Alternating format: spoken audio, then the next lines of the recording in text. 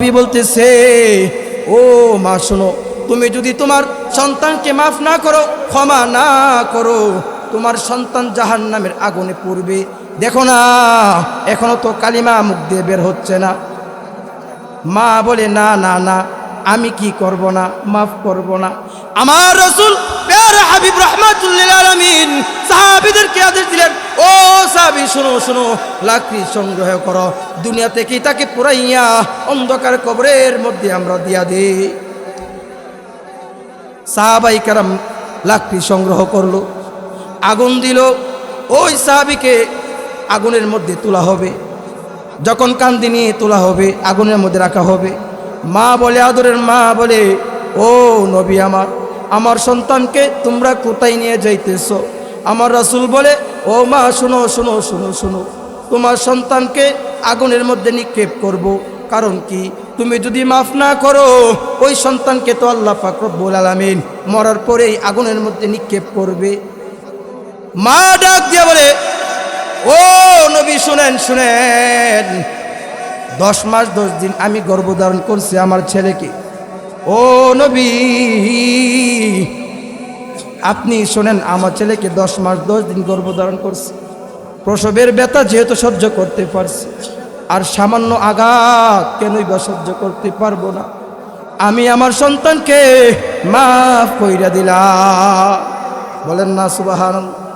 সাথে সাথে সাহাবীর মুখ দিয়ে কালিমা বের হয়ে গেল, লা ইলাহা ইল্লাল্লাহু মুহাম্মাদুর রাসূলুল্লাহ। বলেন না সাল্লাল্লাহু আলাইহি সাল্লাম। আমার রব্বুল আলামিন যদি আমাকে তৌফিক দান করেন, আয়াত এবং হাদিসের উপর কিছু কথা আমলে নিয়তে বলার চেষ্টা করব। আমার তৌফিক ইল্লাহ। আমি আপনাদের সম্মুখে যে আয়াতখানা তেলাওয়াত করেছি, আমি প্রায় মাহফিলেই এই আয়াতেরই বেশিরভাগ বয়ান করে থাকি। কারণ এই জন্যই বয়ান বেশিরভাগ করে থাকি, এখনের সমাজটা যুবক সন্তান মার কথা শোনে না, ছেলের কথা বাবা শুনে না, সন্তানের কথা বাবা শুনে না। মাকে বৃদ্ধাশ্রমে রেখে আসে, বাবাকে বৃদ্ধাশ্রমে রেখে আসে। যদি তারা আসলেই বুঝতো ইসলামের দৃষ্টি থেকে, যদি তারা আসলেই ওই ইসলামী সূক্ষ্ম জ্ঞান তাদের থাকতো, কোরআনের আয়াত তারা বুঝতো, হাদিসের তাফসীর তারা বুঝতো, তাহলে জীবনেও তারা তাদের মা বাবাকে বৃদ্ধাশ্রমে রেখে আসতো না।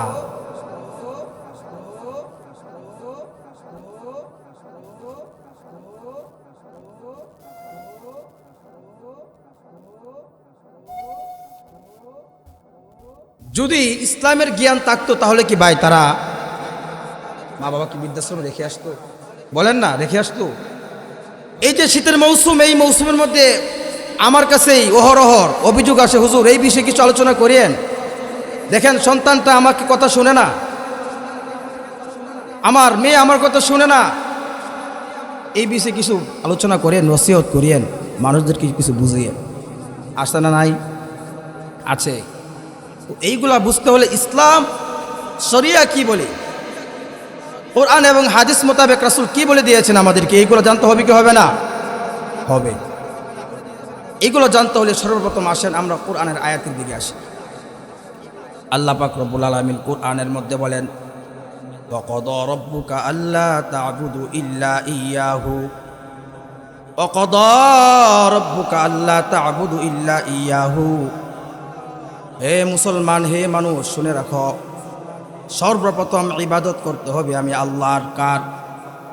কার ইবাদত করতে হবে বলেন না কেন? আসমান কে বানাইছে? জমিন কে বানাইছে? আমাদেরকে সৃষ্টি কে করেছে? সব কিছু যে আল্লাহ বানিয়ে থাকেন, আল্লাহ সৃষ্টি করে থাকেন, তাহলে ইবাদত কার করতে হবে বলেন? আল্লাহর ইবাদত করতে হবে। ও মুসলমান, কিন্তু আমরা আল্লাহর ইবাদত করি না, আল্লাহর ইবাদত থেকে মাহরুম হয়ে গেছি। কথা কোন ঠিক কিনা? আমার রব্বুল আলামিন ডাক দিয়ে বলেন, ও পৃথিবীর মানুষ শুনে রাখো, শুনে রাখো, আমি আল্লাহ পৃথিবীতে তোমাদেরকে পাঠাইছি। ও পৃথিবীর মানুষ শুনে রাখো, আমি আল্লাহ তোমাদেরকে পাঠাইছি, সর্বপ্রথম আমি আল্লাহর ইবাদত করতে হবে। কার ইবাদত? সর্বপ্রথম কার হক? আল্লাহর হক কি করা? আল্লাহর হক হচ্ছে আল্লাহর ইবাদত করা। এখন এর মুসলমান আল্লাহর ইবাদত করে না, বেলাইনে চলাফেরা করে। আল্লাহ যে বলছে মুসলমান দুনিয়াতে আমি পাঠাইছি একমাত্র আমি আল্লাহর ইবাদতের জন্য। ও বন্ধু শোনো শোনো শোনো, যদি মালিকের ইবাদত তুমি করতা তাহলে আজকে তোমার মন প্রফুল্ল থাকতো, ইমানের দিকে দাবিত হইতো কিনা? আচ্ছা বলেন তো, আমরা নামাজ কালাম আমাদের কাছে আসলেই ভালো লাগে? ভালো লাগে? কথা কই? ভালো যদি লাগতো তাহলে কি এই মজলিসটা কি খালি থাকতো এখনো? ইসলাম যদি ভালো লাগতো আমাদের কাছে, এই মজলিসটা কি এখনো খালি থাকতো? কানায় কানায় ভরে যেত। যদি এই ইমানই চেতনা মুসলমানদের ভিতর মুসলমানিত্ব থেকে থাকতো, তাহলে এই ওয়াজ মাহফিলের মধ্যে এত টাকা খরচ করে ওয়াজ মাহফিল করা হয় আর আমরা বাহিরে ঘোরাফেরা করি। কথা কই না? ঠিক কিনা? নাই নাই, মনুষ্যত্ব ভিতরের মধ্যে নাই, মনুষ্যত্ব ভিতরের মধ্যে না আমাদের। মানুষ ঠিক আছে কিন্তু মনুষ্যত্ব না। এই মাহফিল কি আপনারা সবসময় পাইবেন? প্রত্যেক দিন কামালপুর মাহফিল হয়? হ্যাঁ, আজকের এই মাহফিলের মধ্যে দোয়া হবে কবরবাসীর উদ্যোগে। আর উচিত সবার আশা বসা, ঠিক কিনা বলেন? এই জন্য আল্লাহ পাক রব্বুল আলামিন বলেন, বান্দা দুনিয়াতে যে আমি তোমাদেরকে পাঠাইছি প্রত্যেকটা কণায় কণায় আমি আল্লাহর কাছে হিসাব ছাড়া তুমি এক পাও আগাইতে পারবে। আমি আল্লাহর কাছে হিসাব দেওয়া ব্যতীত তুমি এক পাও আগাইতে পারবা না। এই জন্য বলতেছিলাম ইবাদত করতে হবে কার?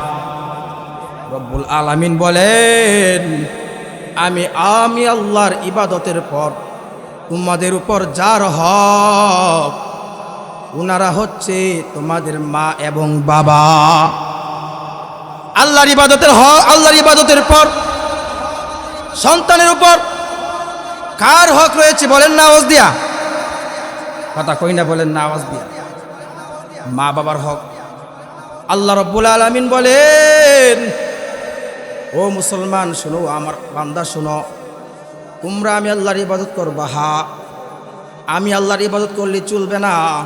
আমি আল্লাহকে তুমি যদি পরিপূর্ণ রাজি খুশি করতে চাও, তোমার ইবাদতগুলা যদি, তোমার নামাজগুলা যদি আমি আল্লাহর কাছে কবুল করতে চাও, ও বান্দা শোনো শোনো, তাহলে তোমরা তোমার মা বাবার সাথে সৎ ব্যবহার করো। চিল্লায়া বলেন না সুবহানাল্লাহ। কার সাথে? কার সাথে? মা বাবার সাথে। কার ইবাদতের পর? আল্লাহর ইবাদতের পর যার সাথে তোমরা ইবাদত করবা উনারা হচ্ছে তোমাদের মা এবং বাবা। যার সাথে তোমরা ভালো ব্যবহার করবা ওনারা হচ্ছে তোমার মা এবং বাবা। আজকে সমাজের মধ্যে মা বাবার প্রতি মানুষ ফুলাপানের টান নাই।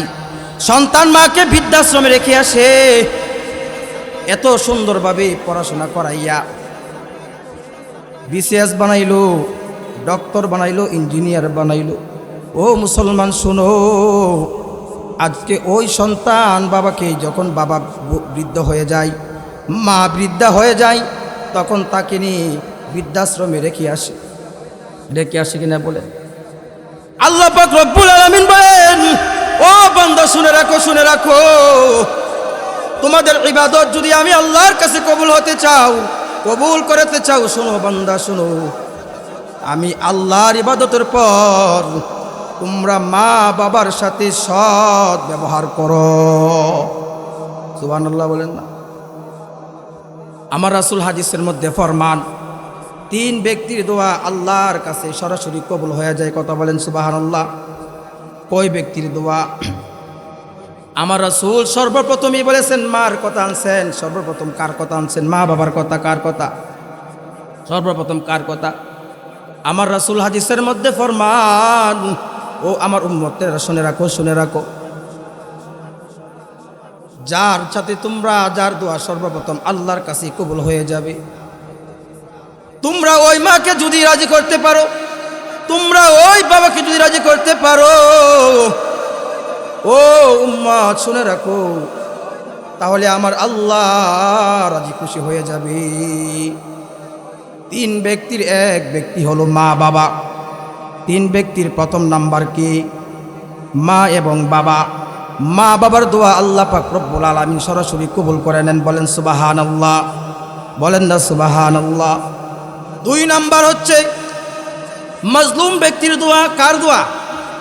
মাজলুম বুঝেননি? যে ব্যক্তি জুলুমের শিকার। কে শিকার? জুলুমের শিকার। আসেনি আমাদের সমাজে এমন জুলুম করে মানুষের উপর? ওই মাজলুম ব্যক্তি যদি ওই কষ্ট নিয়ে মনে আল্লাহর কাছে দোয়া করি, ওই দোয়া আল্লাহ ফিরিয়ে দেন, আল্লাহ কবুল করেন। সুবহানাল্লাহ বলেন না। দুই নাম্বার মালিক বলেন, আমার রাসূল বলেন, দুই নাম্বার হচ্ছে আমার রাসূল বলেন মাজলুম ব্যক্তির দোয়া। তিন নাম্বার, ও মুমিন শুনে রাখো, তিন নাম্বার হচ্ছে মুসাফির ব্যক্তির দোয়া। তিন নাম্বার কার দোয়া? মুসাফির ব্যক্তির দোয়া।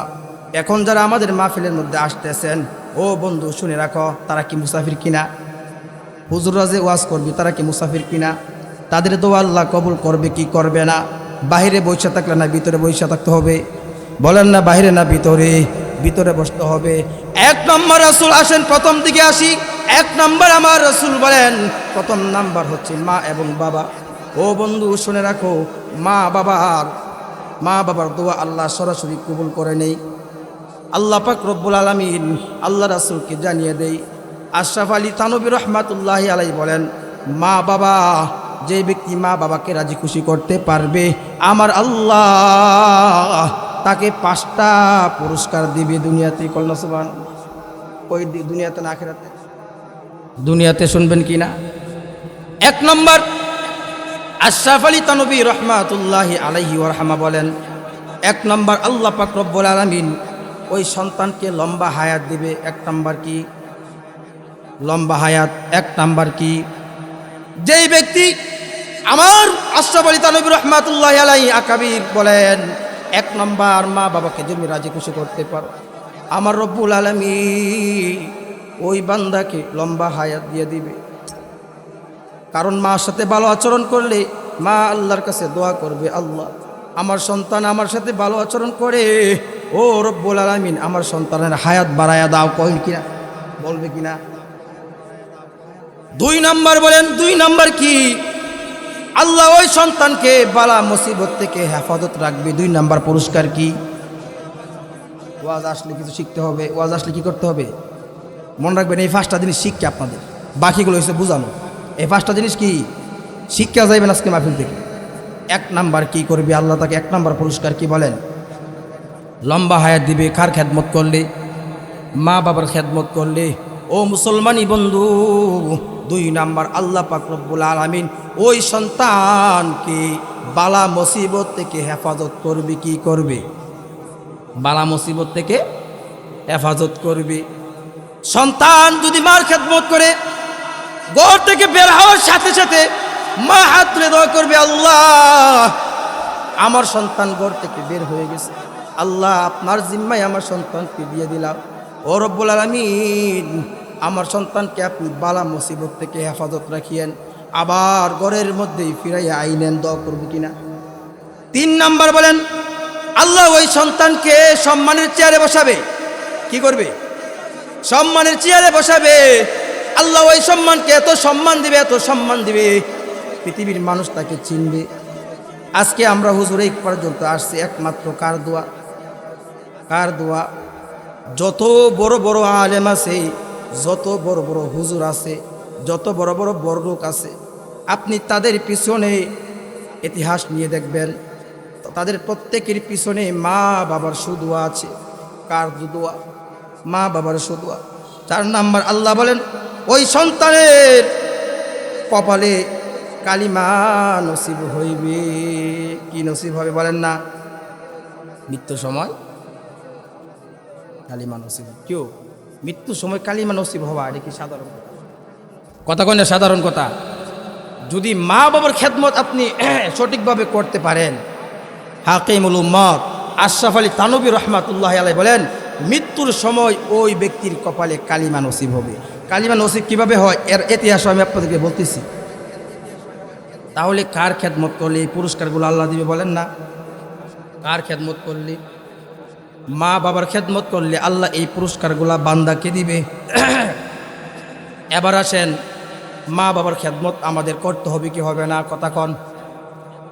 আমাদের সমাজের মধ্যে এমনও মানুষ এখন আছে, এমনও সন্তান আছে মার উপরে সরাসরি আঘাত করছে। কথা কয় ঠিক কিনা? মার উপর সরাসরি আঘাত করে, বাবার উপর সরাসরি আঘাত করে। এই সন্তান এলাকাত নাই? আমাদের অঞ্চলে হয়তো নাই, অন্য জায়গায় তো আছে নাকি? হ্যাঁ, আহা আল্লাহ হেফাজত করলে আমি মা বাবার অন্তর থেকে যদি বদদুয়া চলে আসে, এই বদদুয়াকে আল্লাহর কাছে লাগবে কি লাগবে না? সরাসরি আল্লাহর দরবারে কবুল হয়ে যাবে, সরাসরি আল্লাহর দরবারে কবুল হয়ে যাবে। আর মা বাবা যদি সুদোয়া করে, এই দোয়া আল্লাহর কাছে সরাসরি কবুল, বলেন না সুবহানাল্লাহ। কিভাবে কবুল হবে? হযরত মূসা আলাইহিস সালাতু ওয়াস সালাম আল্লাহর কাছে বলে, রব্বুল আলামিন, আপনি তো, আপনার কাছে আমি যা চাই তাই তো আপনি আমাকে দেন। ও রব্বুল আলামিন, আপনার কাছে যা চাই তাই তো আপনি আমাকে দেন। ওগো আল্লাহ, আপনি আপনার কাছে একটা আবদার, আমার সাথে কোন ব্যক্তিকে আপনি জান্নাতে দিবেন আমার সাথী হিসেবে আমি দেখতে চাই। সুবহানাল্লাহ। কে বলতেছে? মূসা আলাইহিস সালাতু ওয়াস সালাম। কে বলতেছে? বলেন মূসা আলাইহিস সালাম। কথা বুঝিয়া করবেন, মা বাবা শুধু কিন্তু আল্লাহ দরবারে কবুল হয়। সবক কিন্তু একটাই, খেদমত কার করতে হবে? সর্বপ্রথম ইবাদত কার করতে হবে? তারপর কার খেদমত করতে হবে? আল্লাহর পরে মা বাবার কথা শুনতে হবে। মূসা আলাইহিস সালাম আল্লাহর কাছে বলে, আল্লাহ, আপনি আমার সাথে জান্নাতের সঙ্গী হিসাবে কাকে দিবেন আমি দেখতে চাই। আল্লাহ রাব্বুল আলামিন বলে, হে মূসা শুনবা, কাকে দিবে তোমার সাথে? তোমার সাথে একজন কসাইকে তোমার সাথে জান্নাতের সঙ্গী হিসাবে দিব আমি। কি কে? কসাই। বলেন না সুবহানাল্লাহ, জোরে বলেন না। কারে দিব? কসাই রে। মূসা বলে, আল্লাহ, আমি একজন নবী। ও রব্বুল আলামিন, আমি একজন নবী। ও আল্লাহ, শুনেন, অনেক বড় লোকও আছে কি নাই? অনেক ধনাঢ্যশীলও আছে, অনেক মানুষই আছে। ও রব্বুল আলামিন, শুনেন, এত মানুষ রাইকা ও রব্বুল আলামিন একজন কসাইকে কেন আপনি আমার সাথে জান্নাতের সঙ্গী হিসাবে দিবেন? আল্লাহ বলে, জানো, দেখতে চাও কি কারণে তোমার সাথে একজন কসাইকে আমি দেব? ও মূসা, জানো, দেখবানি। মূসা আলাইহিস সালামকে আমার আল্লাহ রাব্বুল আলামিন বলে দিল, মূসা যাও, অমুক বাজারের মধ্যে গিয়ে দেখো একজন কসাই আছে। মূসা আলাইহিস সালাম আল্লাহ তাআলার কথা মতো ওই অমুক বাজারের মধ্যে চলে গেলেন। বাজারের মধ্যে গিয়ে দেখে কসাই সারাদিন গোস্ত বিক্রি করতেছে, গোস্ত কাটতেছে, বিক্রি করতেছে। সর্বপ্রথম গোস্ত কাটার পর সিনার যে গোস্তটা আছে, ওই গোস্তটা একটা পুটলির মধ্যে রেখে দিছে। দেখতেছে কি মূসা আলাইহিস সালাম দাঁড়ায়া এইখানে রেখে দিছে। মূসা আলাইহিস সালাম দেখতেছে দাঁড়ায়া, কসাই বিক্রি শেষ, সব শেষ। কসাই এই পুটলাটা নিয়ে নিজের ঘরের মধ্যে যাই নাই, সর্বপ্রথম রান্নাঘরের মধ্যে গেছে। বলেন না আল্লাহু আকবার। ও বন্ধু, কেনই বা তুমি মালিকের ইবাদত করবা না? কেনই বা মালিকের পর মা বাবার খেদমত তুমি করবা না? মা বাবার প্রত্যেকটা দোয়া আল্লাহর কাছে কবুল হয়ে যায়। সুদোয়া করলো আল্লাহর কাছে কবুল হয়, বদদোয়া করলো আল্লাহর কাছে কবুল হয়। ও বন্ধু, শুনেন, মূসা আলাইহিস সালাম দেখতেছে যে সরাসরি রান্নাঘরের মধ্যে ঢুকে গেছে। গোস্তটা ভালোভাবে রান্না করলো, রান্না করে কোনো দিকে যাই না, নিজের ঘরের মধ্যে যাই না, রান্না করে গোস্তটা ওই মার ঘরের দিকে নিয়ে যাইতেছে, মার ঘরের দিকে নিয়ে যাইতেছে। সন্তানগুলা বলতেছে, বাবা আমাকে একটু দাও। সন্তানকে দেই না, স্ত্রীর কাছেও যাই না। সর্বপ্রথম মার কাছে গেল, মার কাছে গিয়ে বলে, মা তুমি সোজা কাছে। মা বলে, আমার সন্তান আসছো, আজকে কি তুমি গোস্ত নিয়ে আসছো? বলে, মা শোনো, শোনো, আমি সিনার যে গোস্তটা আছে ওইটা তোমার জন্য রান্না করে নিয়ে আসছি। মা আল্লাহর কাছে বলে, আল্লাহ, আমার সন্তানকে তুমি হযরত মূসা আলাইহিস সালামের সাথে জান্নাত দিও। কয় না সুবহানাল্লাহ? জোরে বলেন সুবহানাল্লাহ। কার সাথে জান্নাত দিতে বলছে?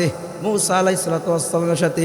ও বন্ধু, খুব মনোযোগ, গভীর মনোযোগ দিয়ে কথাগুলো শুনবেন। মা দোয়া করে, আল্লাহ আমার সন্তানকে হযরত মূসা আলাইহিস সালাতু ওয়াস সালামের সাথে জান্নাতি দিও। ও রব্বুল আলামিন, আমার সন্তানকে মূসার সঙ্গে জান্নাতি দিও। সন্তান ওই দিকটা বলতেছে, মা শুনো শুনো, মা শুনো শুনো, আমার মতো কসাইকে আল্লাহ পয়গম্বরের সাথে জান্নাতি দিবে না। আর ওই দিক দিয়ে পয়গম্বর দেখতেছে। মা বলে, সন্তান শোনো, মার দোয়া আল্লাহ ফেরত দেয় না, আল্লাহ সরাসরি কবুল করে নেই। আমি শুধু আজকেই তোমার জন্য দোয়া করি নাই, প্রত্যেক দিন তোমার জন্য এইভাবে দোয়া করি। ও রব্বুল আলামিন, আমার সন্তানকে তুমি মূসার সঙ্গে জান্নাতে দিও। মূসা আলাইহিস সালাতু ওয়াস সালাম এই কথা শুনে আর বুঝতে বাকি নাই কি কারণে একজন কসাইকে মূসার সঙ্গে জান্নাতের মধ্যে দিবে। ওই দিক দিয়ে মূসা ওই সন্তানকে ডাক দিয়ে বলে, ও সন্তান শোনো শোনো শোনো, জানো কি তোমার মার দোয়া আল্লাহ কবুল করে নাই, তুমি বলতেছো। আমার রব্বুল আলামিন তোমার মার দোয়া সরাসরি কবুল করে নিয়ে তুমি আমার সঙ্গে জান্নাতে যাইবা। কার সঙ্গে জান্নাতে যাবে বলেন না? কার সঙ্গে? কার দোয়া কবুল হয়েছে? কার দোয়া? ওই মা বাবার খেদমত করতে হবে কিনা, না লাথি মারা বের করে দিবেন? শীতের দিন আপনি ভালো কম্বল নিয়ে ঘরের মধ্যে ঘুমান, আর সন্তানকে বাহিরের মধ্যে, মাকে বারান্দার মধ্যে ঘুমাইতে দিবেন? মাকে বারান্দায় ঘুমাইতে দিবেন কি পুল্লা খেতা দিয়া? এমন নাকি? ও বন্ধু শোনো শোনো শোনো,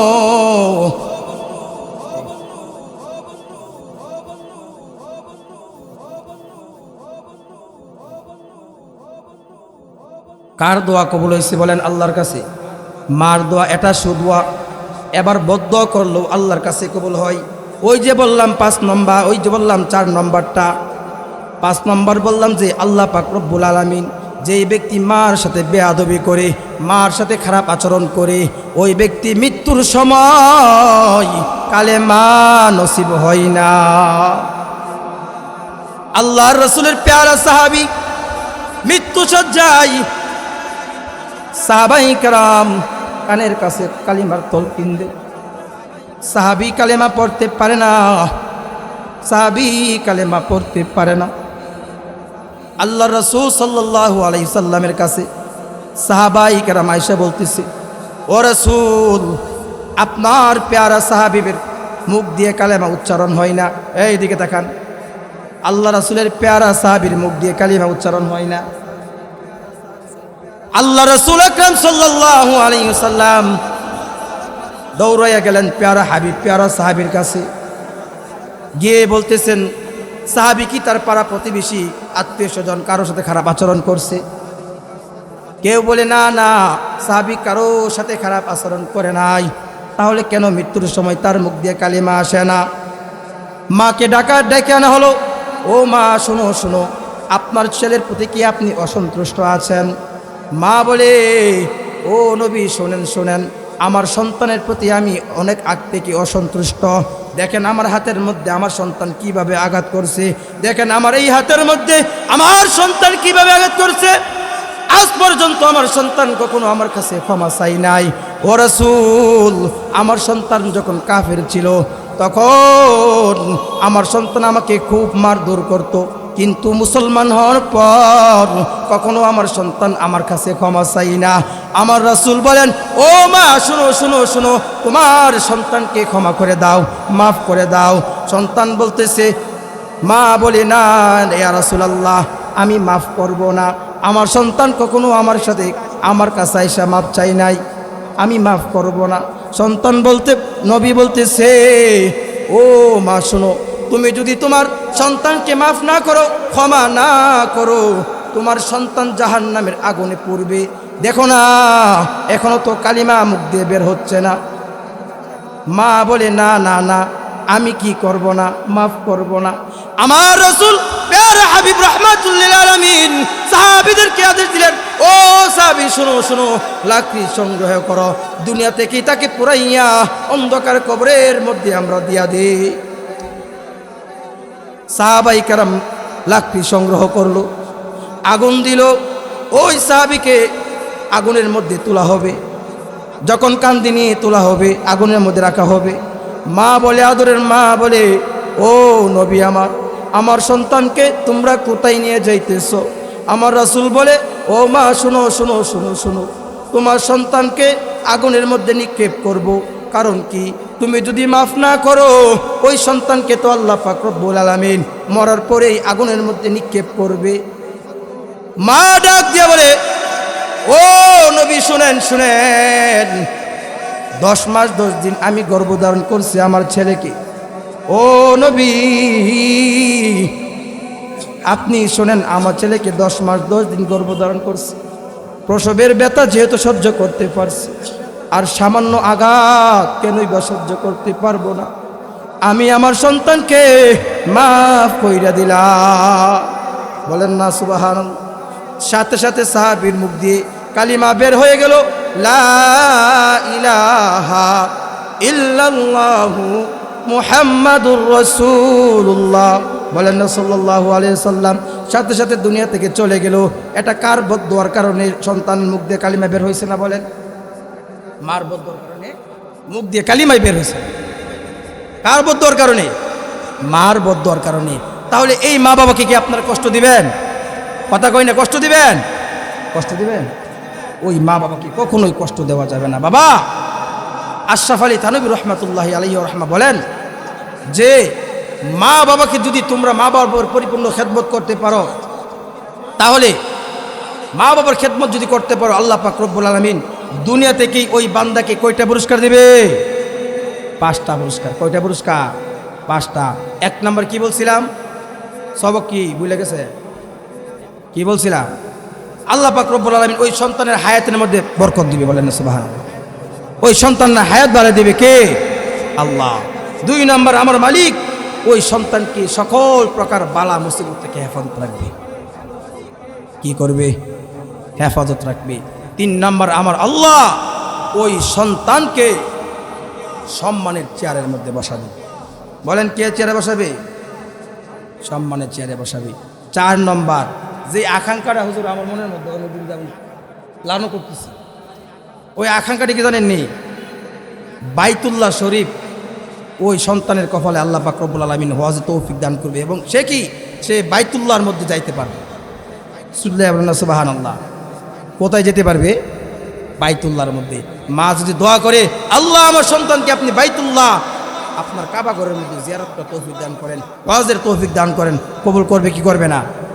কারণ মা বাবার দোয়াকে আল্লাহ ফেরত দেন? মা বাবার দোয়া আল্লাহ কখনো ফেরত দেন না। এই জন্য 4 নাম্বার হচ্ছে ওই ব্যক্তিকে আল্লাহ পাক রব্বুল আলামিন বাইতুল্লাহ জিয়ারত করেন। সুবহানাল্লাহ। 5 নাম্বার, আশরাফ আলী থানভী রহমাতুল্লাহি আলাইহি বলেন, ওই ব্যক্তি মৃত্যুকালে ওই ব্যক্তির কালেমা নসিব হবে। বলেন, মৃত্যুকালে কি হবে? ওই ব্যক্তির কালিমা নসিব হবে। এবার আসেন আমরা শেষ করে দেই। আল্লাহ পাক রব্বুল আলামিন কোরআনের মধ্যে সর্বপ্রথম কার কথা বলছি? ওয়াকাদা রাব্বুকা আল্লা তা'বুদু। প্রথম কার ইবাদত করার জন্য বলছে? চিল্লায় বলেন, কার? আমার রব্বুল আলামিন 1 নাম্বার বলে, ও দুনিয়ার মানুষ শোনো, সর্বপ্রথম তোমরা আমি আল্লাহর ইবাদত করবা। আমি আল্লাহর ইবাদতের পর তোমরা যার হক আদায় করবা। তোমরা যদি আমি আল্লাহর কাছে ইবাদতগুলা, তোমার নামাজ, তোমার হজ, তোমার যাকাত, তোমার সদকা জারিয়া সব কিছু কবুল করাইতে হয়, এরপর যার খেদমত তোমাদের করতে হবে ওনারা হচ্ছে তোমাদের মা এবং বাবা। বলেন না সুবহানাল্লাহ। তাহলে সর্বপ্রথম কার ইবাদত? আল্লাহর ইবাদত। আল্লাহর ইবাদতের পর কার হক আমরা আদায় করব? মা বাবার হক আদায় করব। মা বাবার সাথে সৎ আচরণ করব, ভালো ব্যবহার করব। তাহলে ওই সন্তানদেরকে আল্লাহ পাক রব্বুল আলামিন দুনিয়া থেকে এই 5টা পুরস্কার দিয়ে ওদেরকে নেবে। সুবহানাল্লাহ। বলেন, আমরা কারা কারা রাজি আছি যে মা বাবাকে আমরা সর্ব অবস্থায় খেদমত করবো? হাত তুলে দিই। সকলে বলে আল্লাহু আকবার। সর্ব অবস্থায়, কোন অবস্থাতে যেন মার আপনার শব্দ দ্বারা কষ্ট না পাই। আল্লাহ কোরআনে বলে, উফি ওয়ালা তানহারহুমা। তোমার কথার দ্বারাতে তোমার মা বাবা যেন উফ শব্দটাও না করে। উফ শব্দটাও যেন না করে। আর কত কিছুই না আমরা করলাম, মা বাবাকে কত গালিগালাজ দেই। যারা এতদিন আমরা আঘাত করছি, আমরা আজকে থেকে মাহফিল থেকে শেষ করে গিয়ে মা বাবার কাছে ক্ষমা চাবো। ইনশাল্লাহ পারবো তো? ইনশাল্লাহ পারবো তো? আর যাদের মা বাবা দুনিয়াতে নাই, মা বাবার জন্য দোয়া করব। এই দোয়া আল্লাহ শিখিয়ে দিছে, রব্বির হামহুমা কামা রব্বায়ানি সগীরা। ওকুর রব্বির হামহুমা কামা রব্বায়ানি সগীরা। আল্লাহ পাক রব্বুল আলামিন আমি যেই কথাগুলো বললাম সর্বপ্রথম আমাকে, এরপর আপনাদেরকে এই কথাগুলোর উপর পরিপূর্ণভাবে আমল করার তৌফিক দান করুক। সকলে বলে আমিন। ওয়া আখিরু দাওয়ানা আলহামদুলিল্লাহি রাব্বিল আলামিন।